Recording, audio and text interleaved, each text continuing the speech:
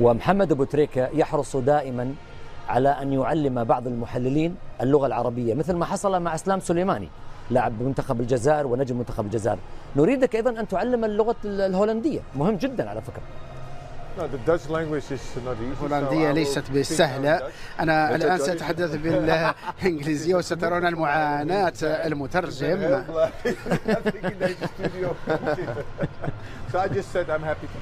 مسرور أنني معكم وفي الاستوديو.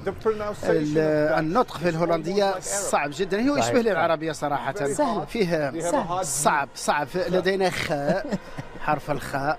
محمد أبو خريكة. ابو خريكه كثير. ما شاء الله عليك، انت فت. ليه؟ امال ايه؟ الساعه 3 البرازيل الحمد لله، والنهارده هولندا والسويد. لا اله الا الله. يعني فت. لا بقى قر يا عم انت والكابتن عمر. طب والراجل اللي جنبك طيب، والراجل اللي جنبك طيب. ما نامش. ان شاء الله ماتش كويس. اهلا بكم جميعا.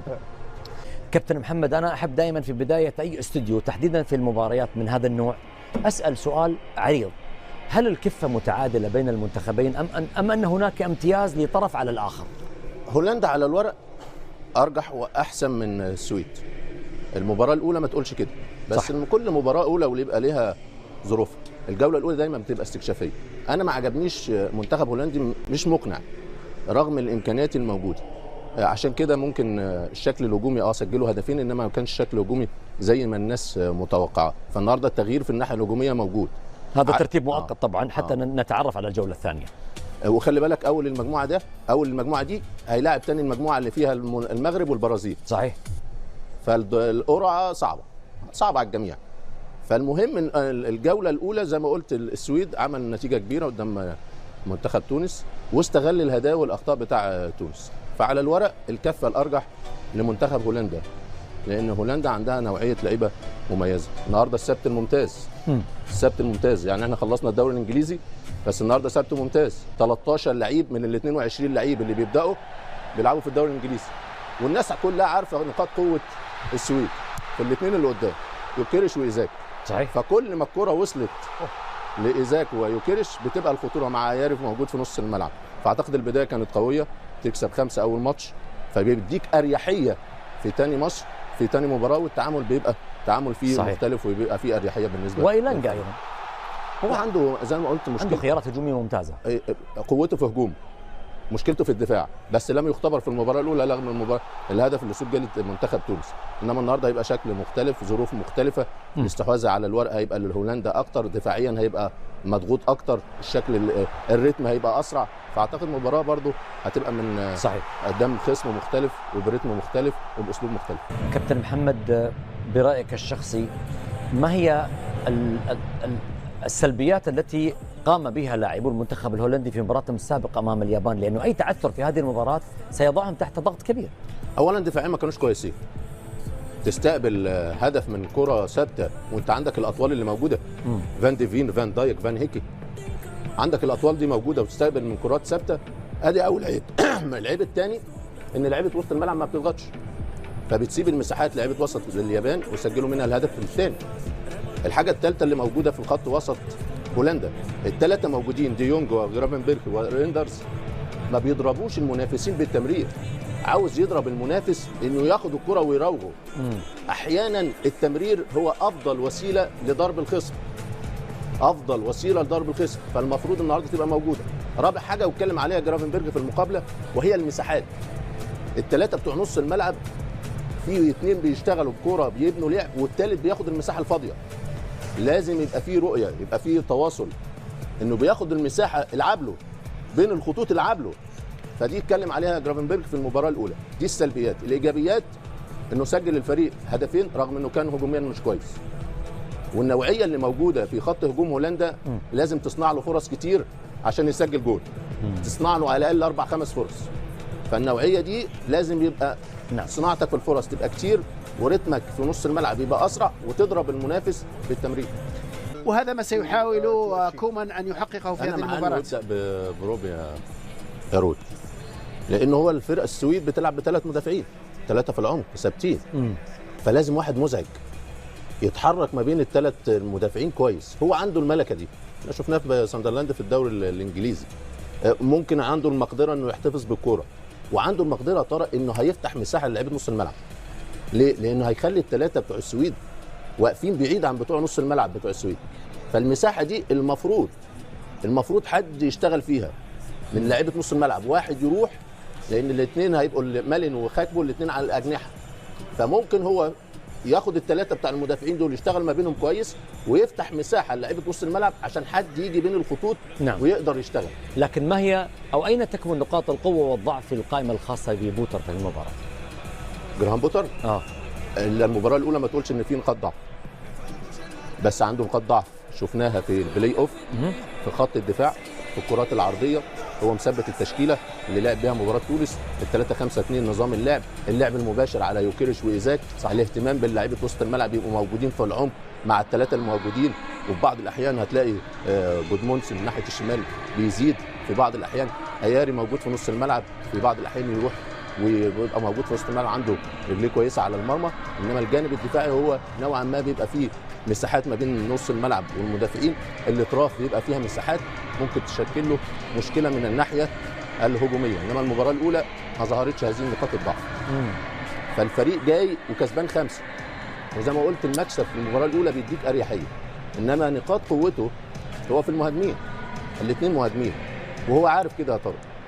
خلي بالك جراهام بوتر ما بيعرفش يدافع، انا شفناه في وست هام، شفناه في برايتون، شفناه في تشيلسي. فرغم من ان هو مسك منتخب السويد وعانى في الجانب الدفاعي، انما المباراه الاولى ما اظهرتش هذا الجانب او نقاط الضعف. فهو عنده المقدره ان يخلي الفرقه تلعب لعب مباشر على الاثنين مهاجمين، فكل كوره ما وصلت ليوكيريش وايزاك بتبقى فيه خطوره مع تحركات اياري في نص الملعب، ممكن شكل الفريق من الناحيه الهجوميه يبقى خطير وسريع. انما النهارده الامور مختلفه، هيدافع معظم الوقت. عموما هذا كان اخر لقاء لمنتخب هولندا في كاس العالم ضد منتخب اوروبي خلال نسخه 2014 حين فاز على اسبانيا ب5 أهداف مقابل هدف واحد في دور المجموعات.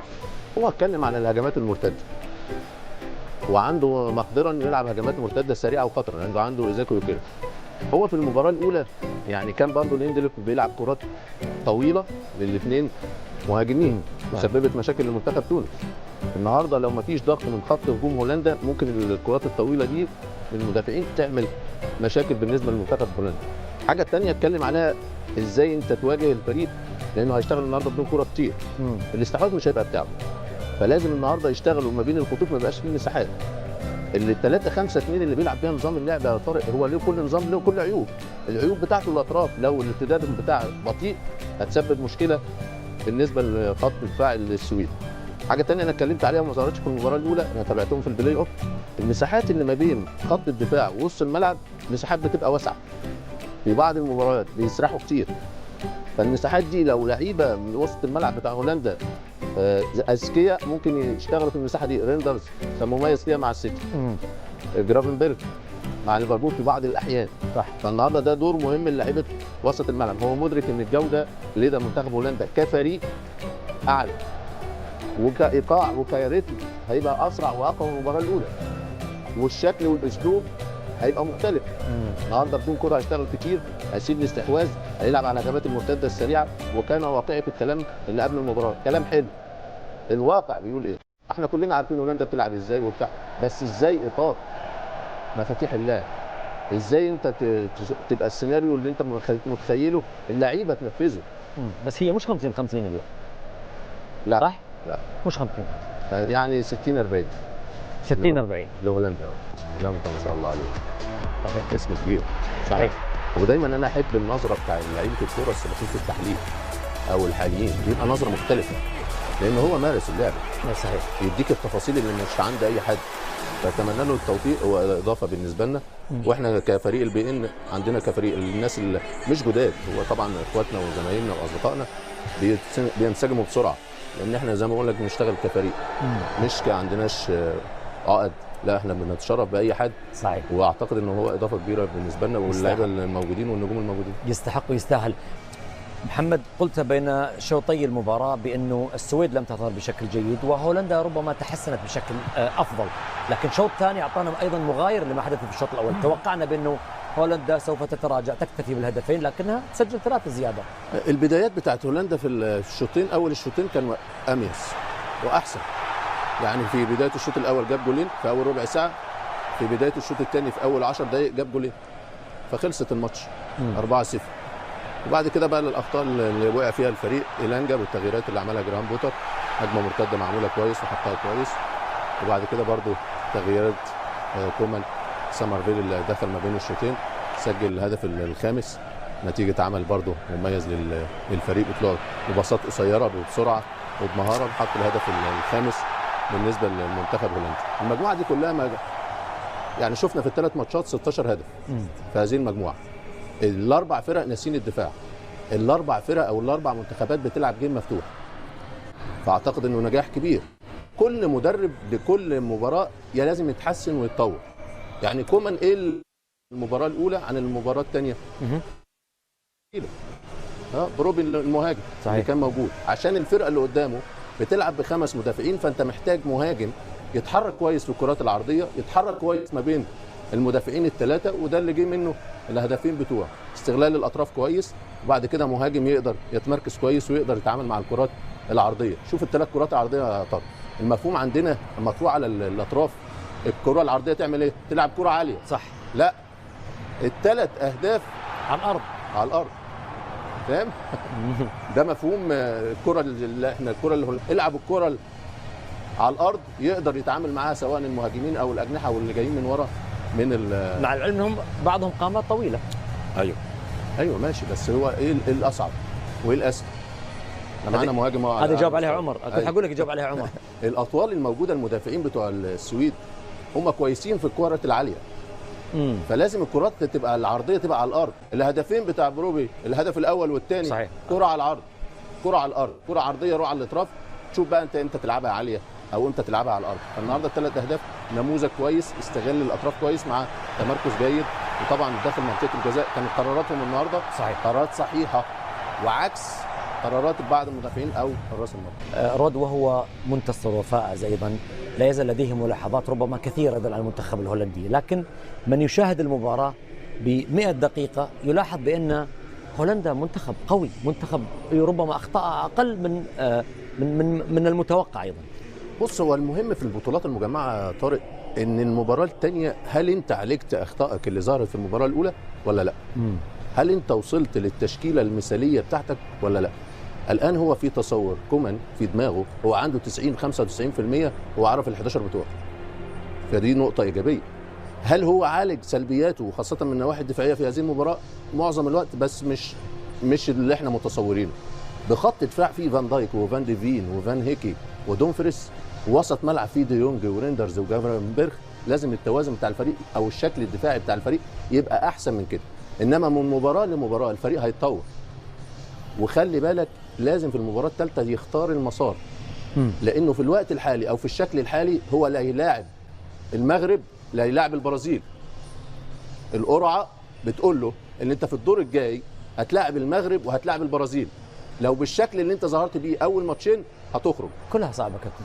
لا، خاصه من الفرقتين دول المغرب والبرازيل. مين اخف له؟ لا، الاثنين زي بعض، الاثنين هيتعبوه ومع ذلك يختار مساره لازم. ممكن هو دلوقتي هيطلع، ممكن في اغلب الوقت هيطلع اول، عنده 4 نقط. كابتن محمد، ممكن المغرب مو لسوء المغرب او ضعف المغرب. هولندا لعبت مع الجزائر مباراه وديه، خسرت 1-0. المباراه الجايه مع تونس والجزائر قريبين من المغرب بالاسلوب اللعب. ممكن تكون اسهل بحكم انه لعبان مع فريقين من المغرب العربي. هو لا، بس دول مختلفين. المغرب مختلف عن لا نخشى احدا. طب تعالوا بقى، انا عايزكم قدام المغرب. كنت دائما افكر بطريقه مختلفه. اقول دائما انك اذا لعبت امام البرازيل او الفريق القوي فانت تقصيهم وتكون امورك اسهل امامك في الطريق الى اللقب. انت انهم يظنون وهم ايضا يفكرون في نفس الشيء. البرازيل يفكر بنفس الشيء ايضا. من طبيعه الحال انت تريد ان تقصي افضل الخصوم لكي تكون سبيلك سهل لتجاه اللقب. فاذا فزت على البرازيل ستحصل على دفعه معنويه اكثر والجميع يخشاك، وهذا ميزه لك وتكون الاجواء ايجابيه، وهذا ما تحاول تخلقه كطاقه ايجابيه. واعتقد ان المباراه القادمه الان الجميع يخشى هولندا لان ما تنساوش تشتركوا في القناه وتفعلوا الجرس باش يوصلكم الجديد ديالنا.